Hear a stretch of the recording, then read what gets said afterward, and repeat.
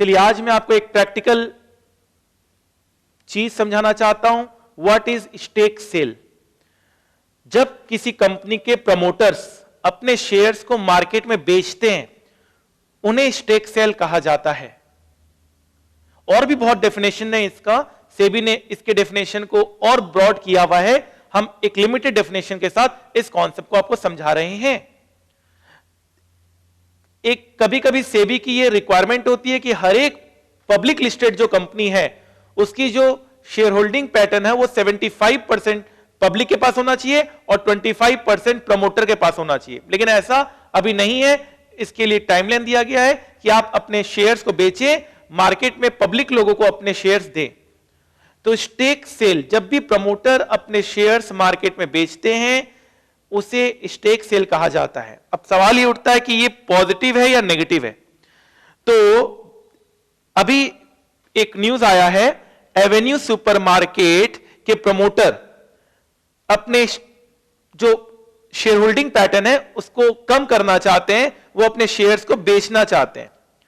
Plans to sell 5% stake in Avenue Supermarket. Radha Krishna Damani कौन है? अभी मैं बता रहा हूं।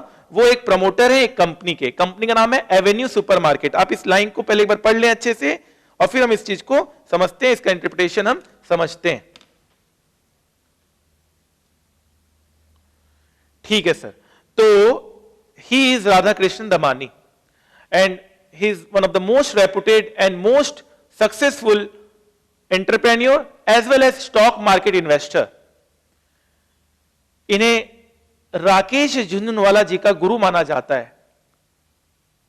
तो राकेश झुंझुनवाला जी जिन्होंने 5,000 रुपए से 20,000 करोड़ रुपए की जर्नी करी है स्टॉक मार्केट में, उनके ये गुरु हैं। तो आप समझ सकते हैं कि कितनी ये रिनाउंड पर्सनैलिटी हैं और आपको कितना कुछ सीखने को मिल सकता है इनसे।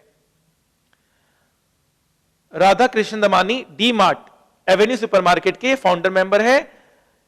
जब ये कंपनी लिस्ट हुई थी तो इन्होंने 2 दिन में 6,000 करोड़ रुपए की वेल्थ जनरेट कर ली। तो आप समझ सकते हैं कि ये मार्केट के सबसे बड़े खिलाड़ियों में से एक माने जाते हैं। अब इनका एक न्यूज आया है, इनके पास 82.5% स्टेक है। मतलब इन लोगों के पास, इनके फैमिली मेंबर्स के पास 80% से ज्यादा स्टेक है एवेन्यू सुपरमार्केट में। जबकि इनको करना कितना है? 25% करना है। इनको कितना करना है? 25% करना है। तो बहुत ज्यादा इनको शेयर्स बेचने पड़ेंगे मार्केट में इस चीज को करने के लिए। तो स्टेक सेल के कारण प्राइस में क्या फ्लक्चुएशन आता है आप देख सकते हैं। इसमें हल्का सा आपको नेगेटिव यहां पे दिखाया जा रहा है, बहुत ज्यादा फ्लक्चुएशन नहीं है, लेकिन डेफिनेटली ये एक नेगेटिव न्यूज माना जाता है मार्केट के लिए। जब प्रमोटर्स शेयर्स को बेचते हैं तो एक तरह का ये नेगेटिव न्यूज है मार्केट के लिए। लेकिन इसके बहुत सारे और भी कंडीशंस होते हैं। अगर आप जिस शेयर में बेच रहे हैं वो अगर अच्छे भाव में बेच रहे हैं, अगर ज्यादा कीमत में बेच रहे हैं तो प्राइस बढ़ता भी है, ठीक है। बट नॉर्मल सेंटीमेंट्स के आधार पर अगर हम देखा जाए तो अगर स्टेक सेल होता है तो नॉर्मल सेंटीमेंट्स अगर देखा जाए, अगर कोई अपने प्रमोटर अपने शेयर बेचता है तो ये अच्छा नहीं माना जाता। इसके लेकिन बहुत सारे और कंडीशंस हैं जिसके साथ इस पॉइंट को हमें समझना चाहिए। तो हम राधा कृष्ण दमानी जी की बात कर रहे थे। ये जिस शेयर को बाई करते हैं वो शेयर बढ़ने लगता है। इनमें इतनी ताकत है, इनमें इतनी ज्यादा पोटेंशियल है, लोग इन पे बिलीव करते हैं, लोग इन पे विश्वास करते हैं। बीच में अभी यस बैंक का शेयर 23% गिर गया था। 23% यस बैंक का शेयर गिर गया था क्योंकि प्रमोटर्स लोगों ने 2% स्टेक सेल किया। तो आप देख सकते हैं ये न्यूज कितना नेगेटिव हो सकता है, स्टेक सेल का न्यूज जो अभी आपको मैं बता रहा हूं, ठीक है।